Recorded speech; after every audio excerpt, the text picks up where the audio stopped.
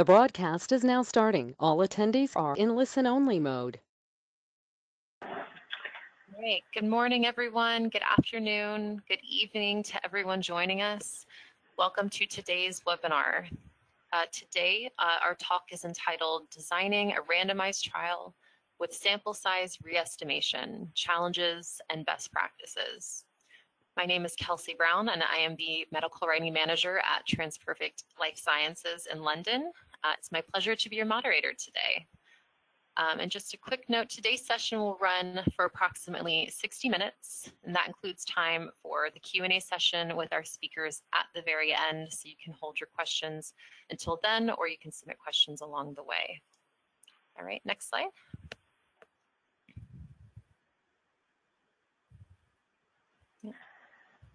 Okay.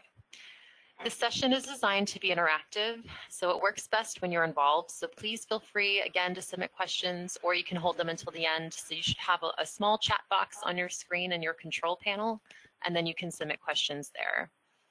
If you require assistance at any time, you can contact me in the chat box. That's also in your control panel. And then at this time, so all participants, you're in listen-only mode. And as a reminder, this session will be recorded, so you'll be able to access the recording on the IDDI website for viewing within about 24 hours after the webinar is complete. All right. Okay. This event is proudly hosted by the International Drug Development Institute, so IDDI. IDDI is an expert center in biostatistical and integrated e-clinical services for pharmaceutical and biotechnology companies in several disease areas, including oncology and ophthalmology. IDDI optimizes the clinical development of drugs, biologics, and devices thanks to proven statistical expertise and operational excellence. Founded in 1991, IDDI is headquartered near Brussels, Belgium, with a U.S. Center of Operations in Raleigh, North Carolina, in the United States. All right. And then our two speakers today, our two fabulous speakers, Dr. Laurence Collet, Principal Consultant at IDDI. Dr. Collet has 25 years of experience in InDesign, analysis, and publication of clinical trials in oncology.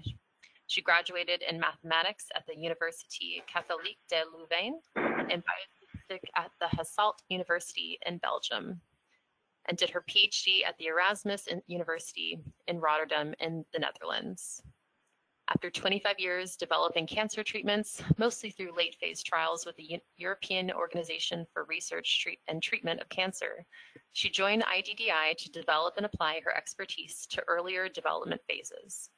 She has a special interest in large, pragmatic clinical trials and in adaptive designs when they bring efficacy gains that outperform their extra complexity. And we're also joined by Dr. Everardo Saad, Medical Director at IDDI. Dr. Saad has nearly 20 years of experience in medical oncology and clinical trial design. He graduated in medicine and trained in internal medicine in Sao Paulo and did his fellowship in medical oncology at the University of Texas MD Anderson Cancer Center in Houston. After practicing for several years, he shifted his professional career towards education and research in medical oncology and has a special interest in clinical trial methodology, the estimation of endpoints, and the development of novel therapies for cancer patients. All right, and with that, I'll hand it over to our two speakers. Thank you, Kelsey. Hello, everyone. Thank you for attending this webinar. So today, Laurence and I will have a conversation for you on this topic.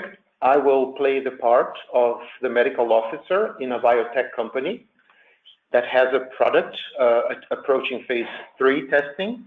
And we have, as often is the case, some uncertainties around the effect of the treatment to be expected, and also some budget constraints. And so I'm interested in hearing Laurence's opinion about an adaptive design, if this might help me mitigate some risks, and also at the same time be acceptable to regulators. Laurence will play the part of Laurence, because in fact she is a statistical consultant, and she'll tell us about the statistical methods, some of the regulatory requirements, and some pitfalls, let's say, in the conduct of these types of studies. Now, Laurence, this is the setting. So I want to conduct a randomized trial, a phase 3 trial of my drug versus control. This is cancer. And we want to use progression-free survival, or PFS, as the primary endpoint. We have good evidence from the literature that we should expect around 6 months of median PFS in the control arm. And we are relatively confident that we can increase by at least 2 to 3 months the median PFS with the experimental treatment. And since I know you're going to ask me this, we plan to accrue around 10 patients per month, and the dropout is going to be around 10% within a year's time. Okay, Berardo, thank you for all those details. I heard you say that you're interested in demonstrating the effect of your drug, and that the smallest effect that you seem to anticipate is of only 2 months. So I would propose to go for a relatively classical trial that is well known by regulators, through a group sequential design. That would take approximately 480 patients to detect this magnitude of effect of +2 months with 80% power. And I would propose that we do some interim analysis, 1 or 2, to consider the possibility to stop the study, the endeavor early if really your drug is not active, or to stop for superiority if maybe your treatment effect is larger, as you seem to expect that it might actually be 3 months and not 2 months benefit. With this, you would have a relatively high chance to stop the investment as early as after 290 patients. And you also have quite some chance of stopping the study early if really your drug is not effective. What do you think about that option? Well, I think in a way it's very conventional. The problem is that, of course, it leads to quite a large sample size and of course, a lengthy trial. If we go for the 2-month improvement or a hazard ratio of 0.75, as you showed in your scenario. So that obviously requires a large commitment upfront in terms of budget. I'm not sure we're prepared for that. And of course, although we expect 3 months or even more in terms of improvement, we don't want to have a negative trial if in reality the improvement is only of 2 months. Do you think there is an alternative in terms of an adaptive design? Well, yes, actually, what I showed you is already an adaptive design, because the group sequential trials actually are a certain form of adaptive design. So maybe for everyone, I can reiterate what an adaptive design is in the eyes of the regulators. An adaptive design is not a trial where you can change design elements as you wish as you go, but really a trial that has design features pre-planned that allow you to modify one or more aspects of the trial based on accumulating data from the patients already entered in the study, but again, based on very precise conditions that you decide up front. So essentially, there are 2 broad classes of adaptations. One that is named the non-comparative or blinded data adaptations are very, very well known. It really has negligible impact on the statistical performance of the study, and I will not discuss this because that's clearly not what you're referring to. What I think you're referring to are those types of adaptations where we use comparative data about the observed effects that was obtained at the time of the interim to make changes to the trial to increase its chances and optimize the chance that it would lead to a significant result at the end. The problem with those types of adaptive designs is that they carry the risk of increasing the false positive rate of the study, and they also carry some risks of operational bias. So as I mentioned before, we have here actually two types of adaptations that we could envisage, the one that I just presented with the group sequential design. But I think what you're alluding to is possibly the sample size re-estimation method, where, because you don't want to give a very high investment up front, you could, I assume, want to make the smallest possible study, or maybe a medium-sized study, and plan to increase your sample size if your interim results would seem to indicate a somewhat smaller effect than what you then anticipated. With those designs, the control of the overall type 1 error may not be as obvious as with the classical group sequential design, where it is actually well known. There is also no closed form for statisticians to calculate directly the operational characteristics of these designs, but they can be simulated. And as we will see later, because we are making changes to the study size, so changes that are known to the investigator and to the personnel at interim, there is a greater risk of operational bias if this information carries indirect information about the actual treatment effect to the people who conduct the trial. So if you wish, I can expose a number of methods that have been proposed to increase the sample size based on interim results. So basically the idea is that you start your trial with a certain target effect. And here I give the example of a design that initially would start aiming to show a 3-month improvement in your case. And based on interim results, where we see a trend that maybe suggests that the magnitude of the benefit may not be as large as that, we would make a decision to amend the study and inflate the number of patients that would be entered in the second stage.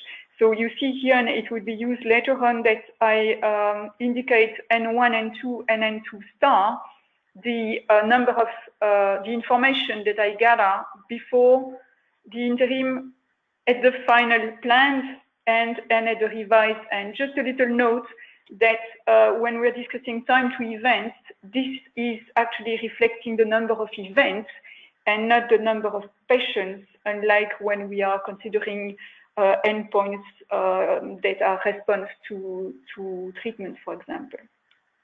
So the first problem with this is really the crucial point is how to control the overall type 1 errors. And there are actually several approaches for that. So the first ones who developed the method were Cui, Wong, and Wang in 1999, who proposed to actually simply reweight the test statistic from the second part according to the planned initial sample size. And if you do that and you combine the data from the first stage and from the second stage, but you give it the weight that you would have given without the sample size, one can demonstrate that the type 1 error is actually controlled. This method was criticized by people because, as you can see, because of the reweighting, proportionately, the patients entered in the second part of the study after the sample size increase way less in terms of the contribution to the test statistic than the patients entered before the interim analysis.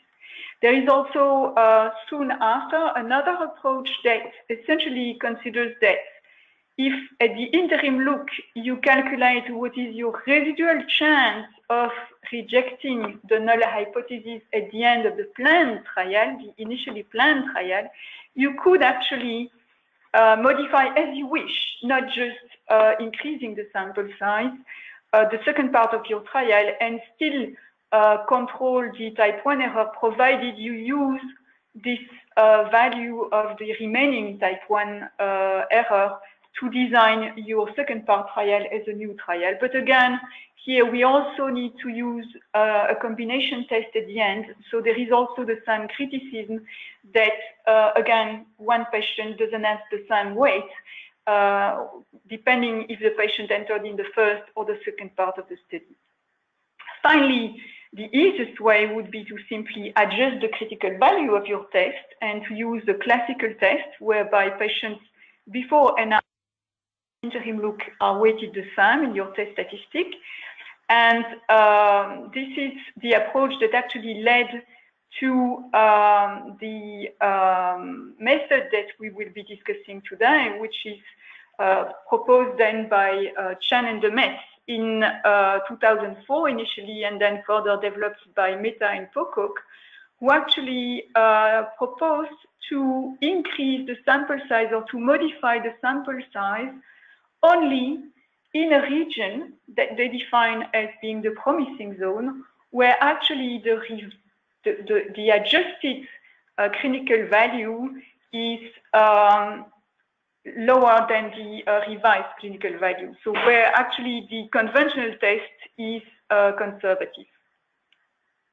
So the way they propose to do that is to calculate at the interim look the conditional power of the observed effect, so the probability to reject the null hypothesis or to end up with a significant trial at the end, given the observed data so far, and to inflate the sample size in a region where this value is above 50% in the original design. What they demonstrated is that if you do only one sample size re-estimation, and if you never decrease the sample size, then there will be no problem in terms of the control of the type 1 error. And Mehta Pocock's contribution was actually to increase the lower, to widen the promising zone to values of this conditional power that are below 50%. So in effect, that means that your option to resize the study to increase the conditional power back to the original value may start at a less optimistic or smaller observed treatment effect. So the method really is depicted on this figure. At the interim look, you calculate what is your conditional chance of a significant result given your observed data. And if this conditional power is in a zone that they define as promising, so the effect is not really as good as you anticipated in the original study, but it's not also so bad that actually it would be not efficient to increase the sample size. There you are given the opportunity to resize the second part of the study to increase the conditional power back to the original 80%. So it's a way of salvaging your trial as you go if you see that the observed result is not as anticipated. There is one caveat in this method, is that it also assumes that the future observations will follow a distribution or will have a true effect that is exactly equal to the one observed at interim. So there is a confusion between observed and true effect in the sample size re-estimation method that uses the promising zone. Okay, thank you. This is more or less what I had in mind when looking for this in the literature, because I found this recent very nice review about situations where the promising zone approach had been used. And in fact, there aren't many out there yet, I suppose. And so these authors found 30 trials among published and unpublished, many are still ongoing, in which they found that, you know, the method had been used. And I was, I saw that in many cases there was one single interim analysis. I saw that the median percentage of the ultimate, of the planned sample size used at the time of the sample size reassessment was 60%. Some studies for which they got information used stopping boundaries, sometimes for efficacy, sometimes for futility, sometimes both. I was somewhat surprised to find that This was used also in phase 1/2. I'm not sure I understand this, but I didn't delve very deep. But we're talking about phase 3 here, and not many cases in which it has been proposed in oncology. Only 5 trials apparently, according to this systematic review. On the other hand, I was somewhat reassured to find that you can use this with different types of endpoints, whether binary, continuous, or time to event. So, continuing our discussion, I don't think we can really commit to going beyond 280 patients, and with the possibility to stop early. From what I said, I think we can use any kind of endpoint, right, Laurence? Does it need to be the primary endpoint? Well, in the method that was indeed proposed by Mehta and Pocock, the actual primary endpoint is used. I think it may be possible to use an alternative endpoint, but it would need to be a very strong surrogate, and we would need to model what the impact of a seen effect on the surrogate would be on the final. So I'm not aware of methods so far that has gone in that direction in conjunction with sample size re-estimation. So I think it would probably, for the regulators, also put too many elements of parameters in the design to accept it really easily.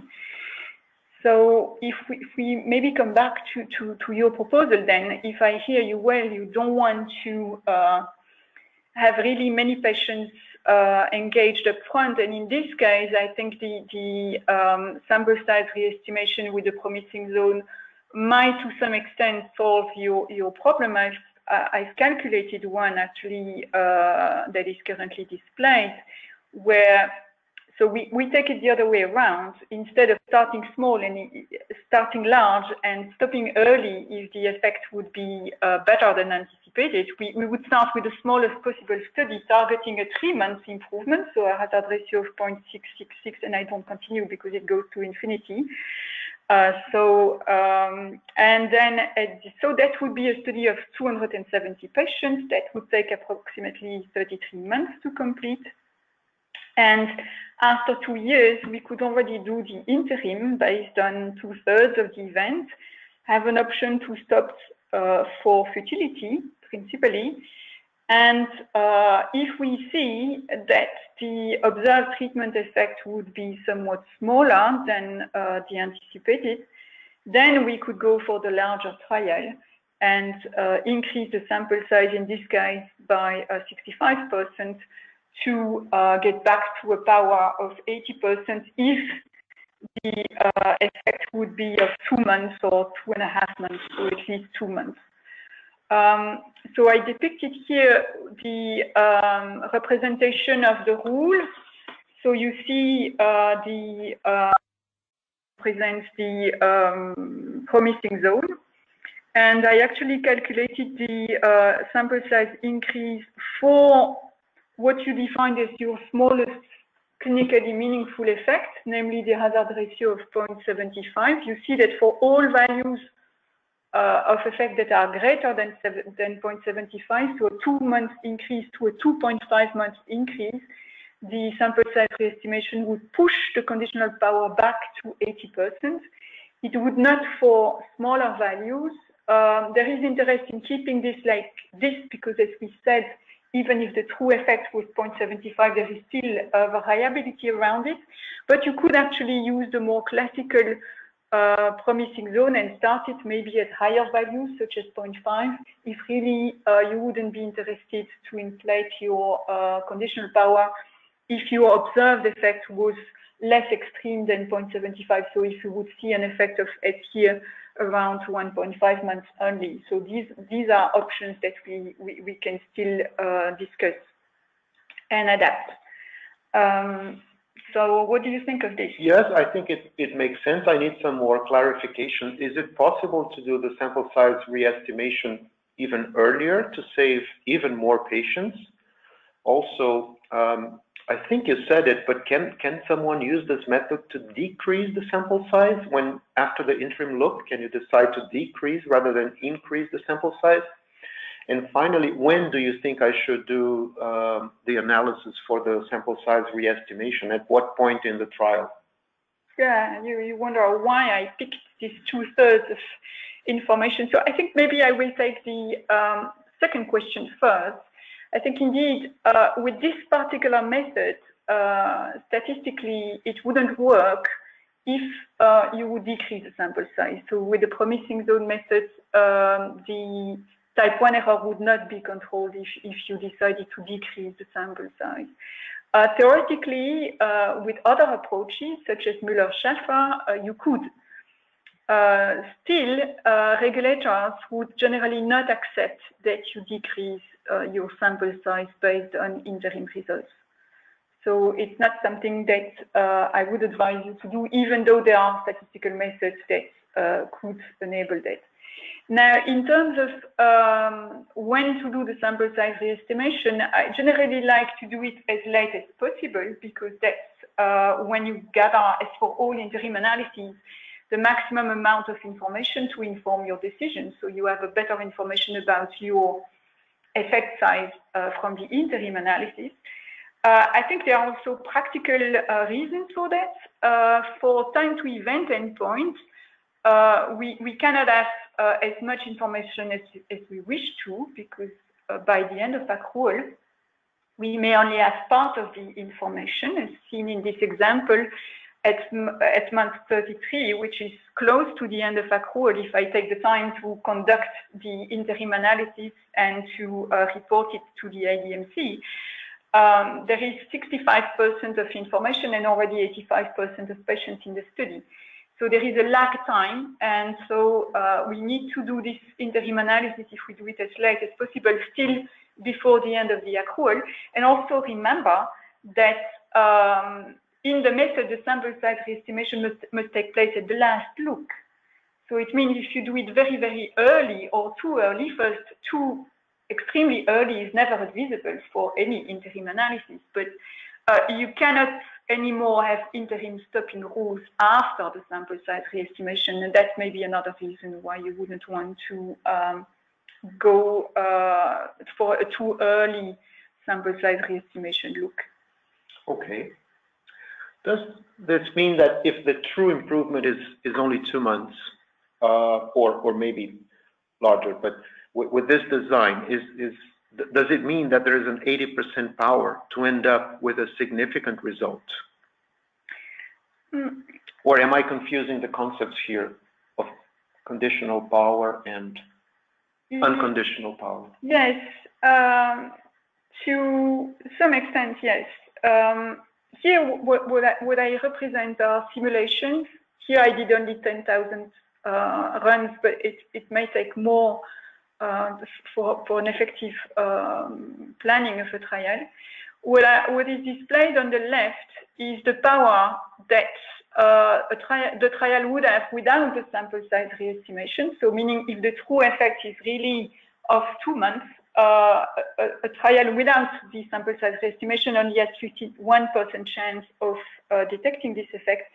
And the sample size re-estimation will not massively increase this value, because actually, because of the random fluctuations, there is only 1 in 5 chance that if your true effect is of 2 months, the observed effect would fall in the promising zone. But if it does, then the sample size re-estimation will increase your chances to reject your null hypothesis at the end back to 79 or close to 80%. We also see in this example that indeed the type 1 error is preserved with the sample size re-estimation. We see that it's 0.022, and it was actually the adjusted level was 0.023. So it really shows that this method preserves the type 1 error. Now, really, if you don't want to miss the 2 months benefit, there is no free lunch. I mean, the first option that I proposed to you was actually the better option for that design. I think the promising zone method is really there to sort of salvage a trial for which the true effect size is as anticipated in the alternative hypothesis, but that has a less favorable realization. And it will never very much increase the unconditional power to detect an effect smaller than the one anticipated. And in that respect, because of the relatively small chance to land in the promising zone, increasing further the size or the magnitude of the increase will not really resolve the problem. It will further inflate the conditional power, but it will not inflate the unconditional power. And it's also not very well accepted by authorities to go beyond a doubling of your sample size, because in a way you need to remain consistent with your anticipated effect when you're developing your promising zone. So what I would rather propose then, if you really want to go for an intermediate option, is to try to find a little bit more finances and to go for an intermediate size of a study up front that would combine the features of the both designs we've seen. First, it would allow to stop early if the effect was larger than, say, a medium-sized effect of 2.5 months, but would have a small sample size re-estimation if your observed interim would be somewhat smaller than that. And here is how it would look like. So you would go for now 350 patients commitment upfront, so 273 events. Again, after 2.5 years, you can conduct your interim analysis, and based on the results, you could either stop for superiority if really your effect was close to 3 months. You could stop for futility if your effect is really close to 1, and then if the effect is intermediate, then you could increase your sample size a little bit to push your conditional power back to 70%. With this design, and here I'm proposing to review the 3 options to discuss the pros and the cons. The unconditional power naturally, with or without the sample size re-estimation, will be larger when you design your study for a smaller effect. That's actually inevitable. The sample size re-estimation shifted by about 5%, but with the intermediate option, you already have 65% power for this intermediate size effect. And if you land in the promising zone, then it goes up to 76% power. So that would be a manner of, say, making a choice between the risk that you take to miss your effect and the investments that you must make upfront. So I don't know if that is a solution that would be acceptable to you, Everardo. Yeah, it seems so. But tell me, after increasing the sample size, can I change the accrual rate? Can I increase the accrual rate to expedite the trial? Since we're talking about more patients than the 280 that I had in mind, what would happen if, you know, our literature-based control expectation is not true, and we have median PFS that is longer than expected? Can it be fixed as for a regular study? I think that's these are very, very interesting questions. Actually, the notion to keep in mind when thinking about those questions is that first, for an adaptive trial, including a regular group sequential trial, there is always this concern that the 2 stages of the study should be homogeneous in terms of the treatment efficacy. So expansion of accrual or inflating the accrual, if it is by increasing further sites, maybe in different countries or different continents, may be possible if there is a good chance that the treatment effect would be similar. So I would probably not advise to expand, for example, to very different population with very different baseline risks or with different sensitivity to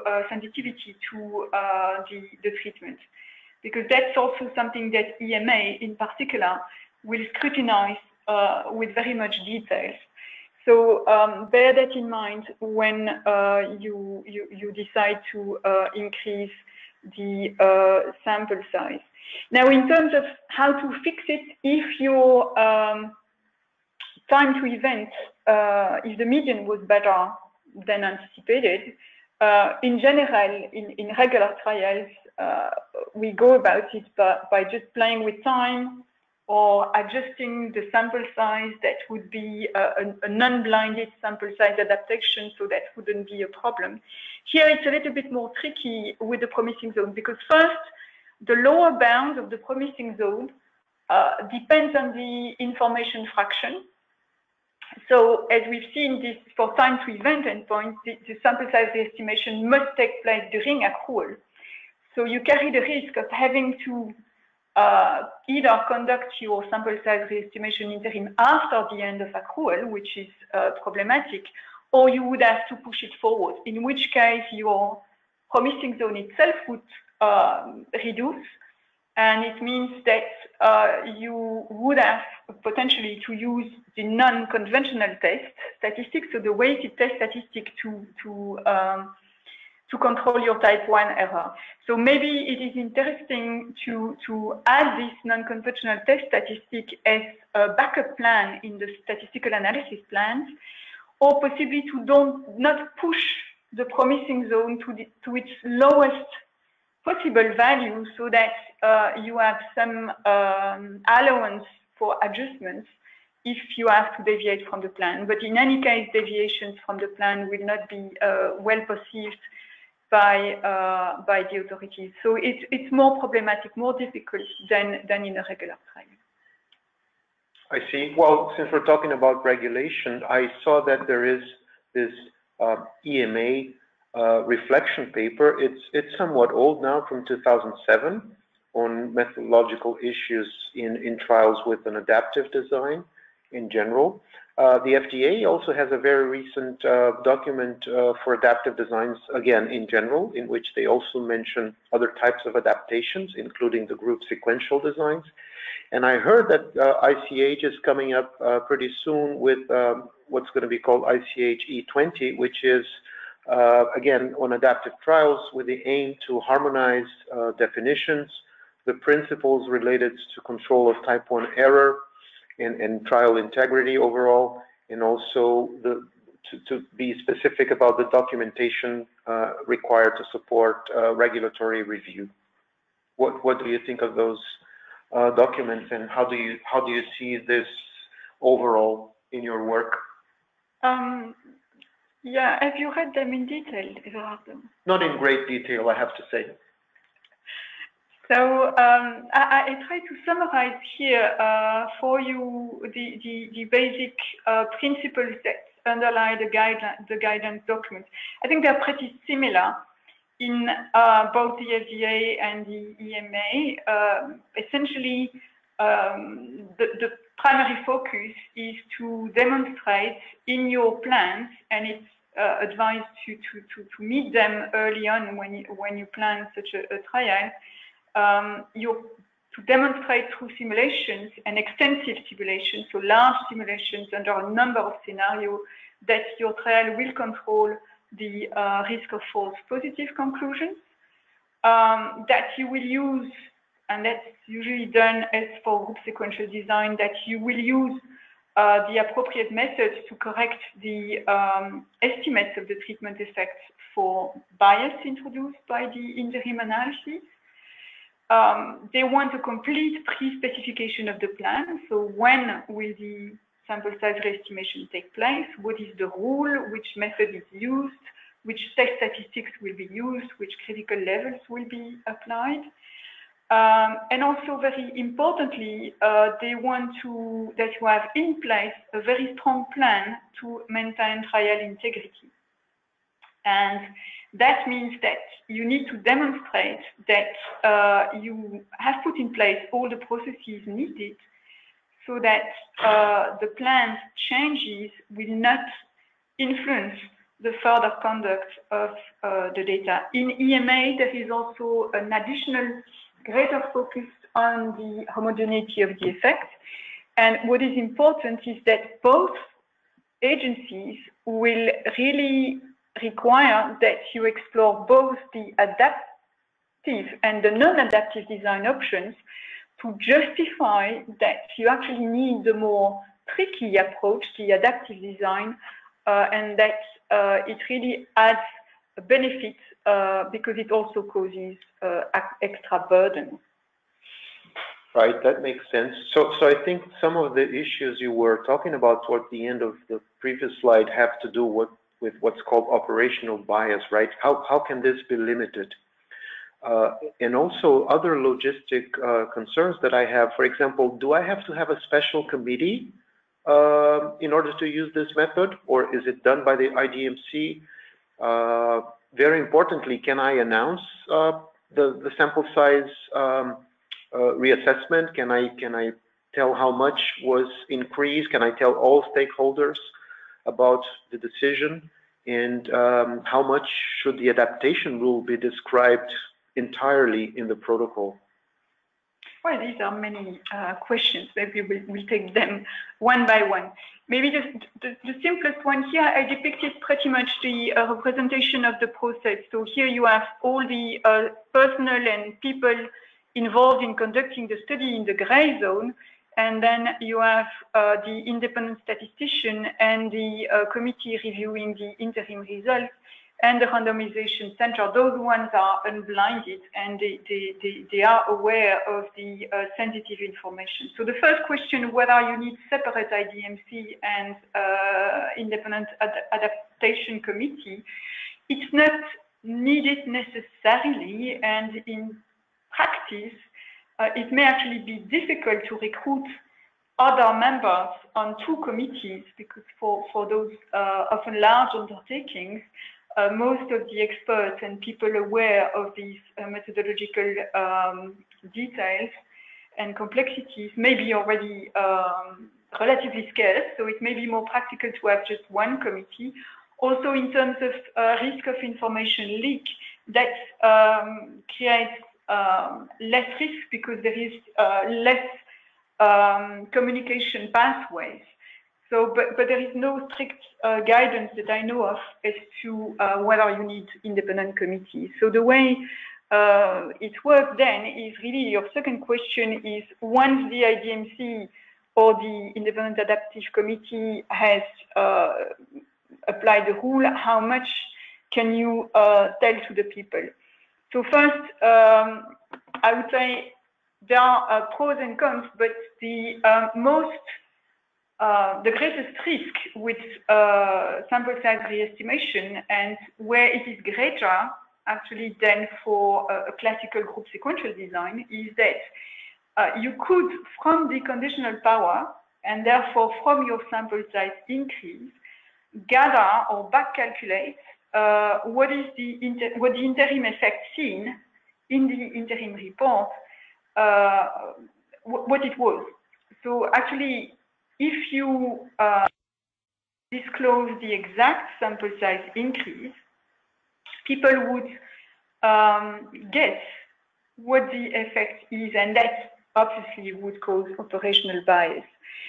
So one way, if we use the method that I depicted, where we increase the sample size exactly to the amount needed to inflate the conditional power to 80%, given the observed effect, is to strictly limit the persons informed of the exact number and to essentially give this information only to a select number of people, in particular the people in the randomization center, and to inform the investigators only that recruitment should continue without specifically telling them until when they should recruit, and then to have processes in place to quickly stop recruitment once the number needed is achieved.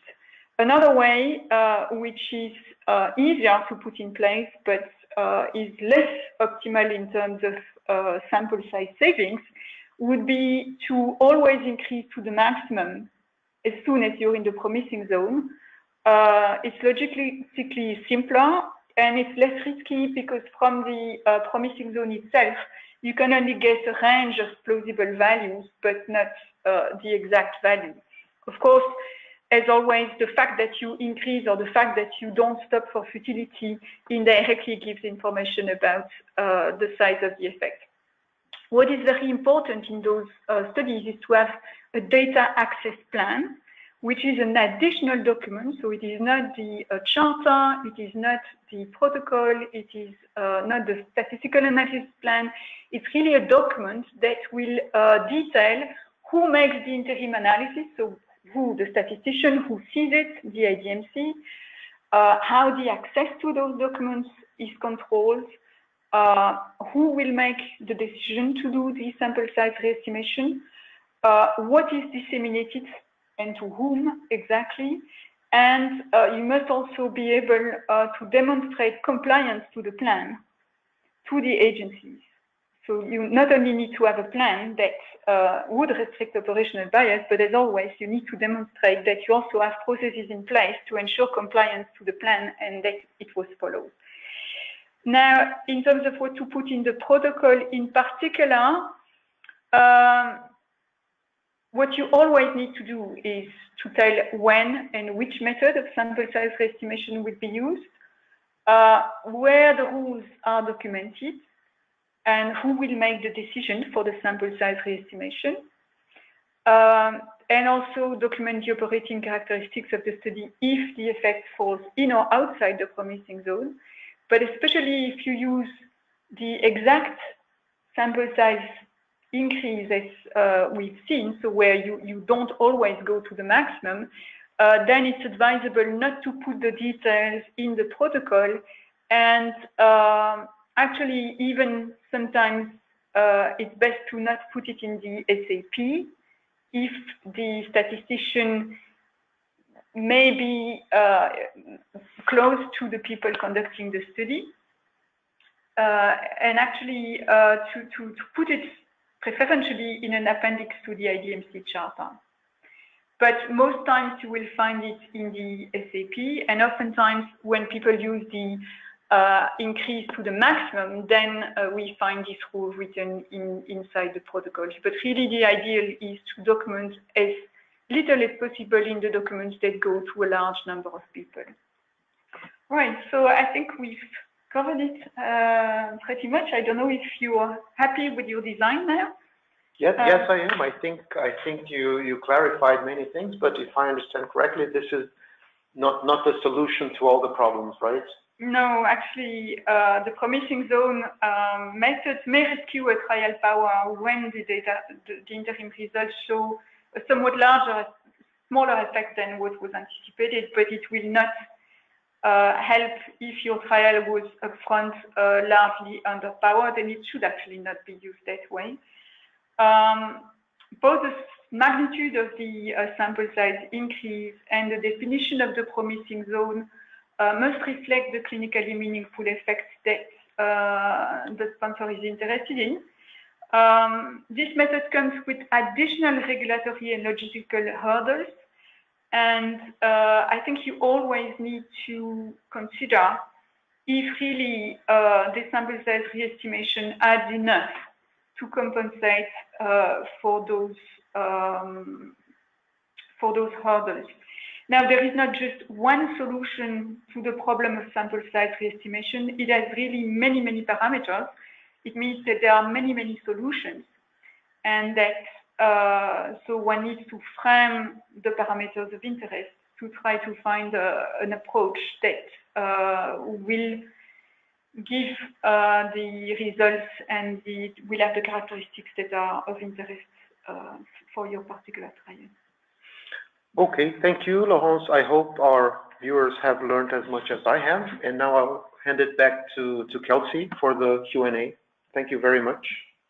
Yeah, thank you both. That was great. I took notes the whole time, and you guys covered so much in just 50 minutes. So I guess so we'll move on now to our question and answer portion. So some of our members of our audience have submitted some questions that we'll go through. I know there are a couple of questions that were submitted previously with registration, so we'll try to get through as many as we can.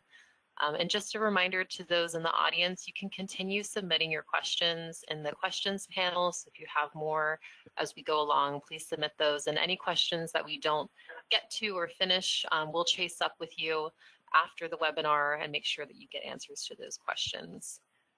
So with that, we'll get started with our first question. So this was referring to slide 32, simulations. So a member of the audience asked, is it correct that you stop patient enrollment and wait for the required number of events to accrue? And then after the interim analysis, the enrollment would continue after the decision is made. Is that correct? No, not quite. In this particular instance, because the total number of patients is not yet reached when we conduct the interim analysis, the recruitment will continue, and it's only the total number that will be inflated. That's why I suggested that we should push the interim analysis as late as possible, but still do it early enough before the end of accrual to allow time for gathering the information from the centers, cleaning the data, conducting the statistical analysis, and the IDMC review to avoid interrupting accrual. I don't know I think I answered the question. I think so. Okay. That makes sense. Okay. Everardo, did you have anything to add there, or is that? Not really. Thanks, Kelsey. All right. All right. So the next question that we have, this one says, does SSRE thinking change if we are not following the number of events, but reaching the predefined endpoint in the number of subjects? You repeat that one? Is it? Yeah, sure. So does SSRE thinking, the concept, change if we are not following the number of events, but reaching the predefined endpoint in the number of subjects? I'm not sure the question is about, for example, a binary endpoint response rate. Do you think that's what is meant? It's not very clear. It's not very clear to me what the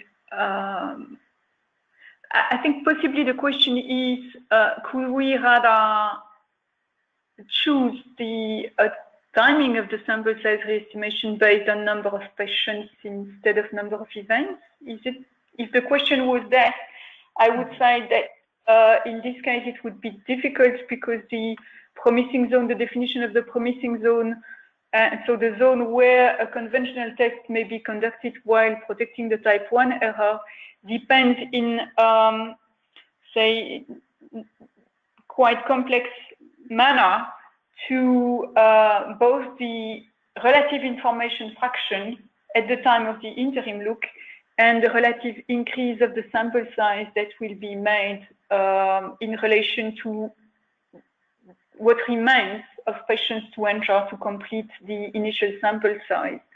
So if that was the question, that's what I would answer it, but I'm happy to discuss this further with the person by email. Okay, great. We'll chase up with them then. Okay, and then the next question, is it possible to have a design with both a group sequential and a sample size re-estimation when not stopping early for futility or efficacy?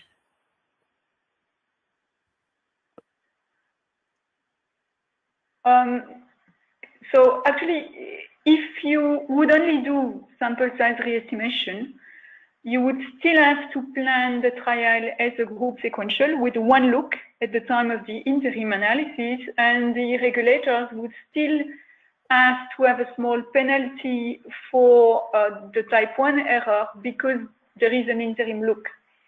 And so in any case, one would need to fit an O'Brien-Fleming stopping rule for efficacy or maybe a stricter rule, but one would have to spend some alpha just for the sake of the sample size re-estimation.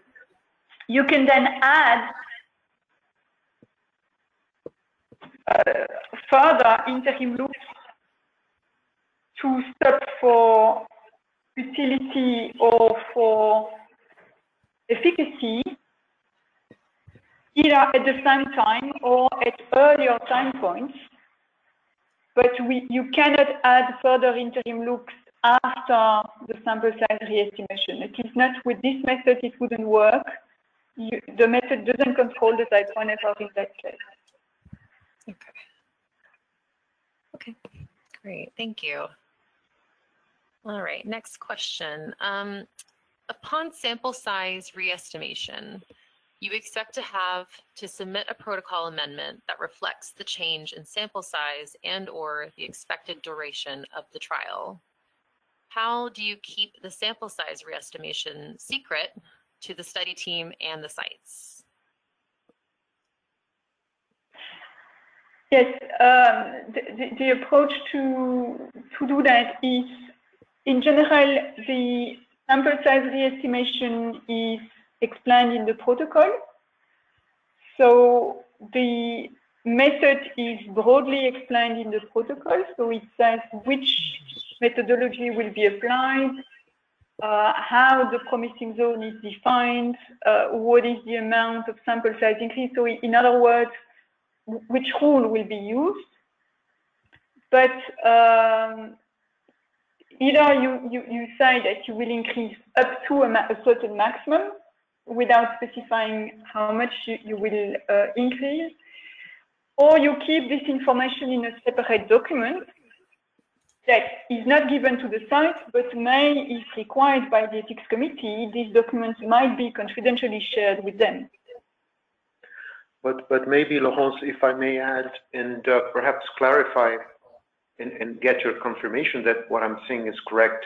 This is always done as a true adaptive design in the sense that it's pre-specified and never through an amendment, right? So it's not an amendment. Yeah, it's never through an amendment. It's always pre-specified.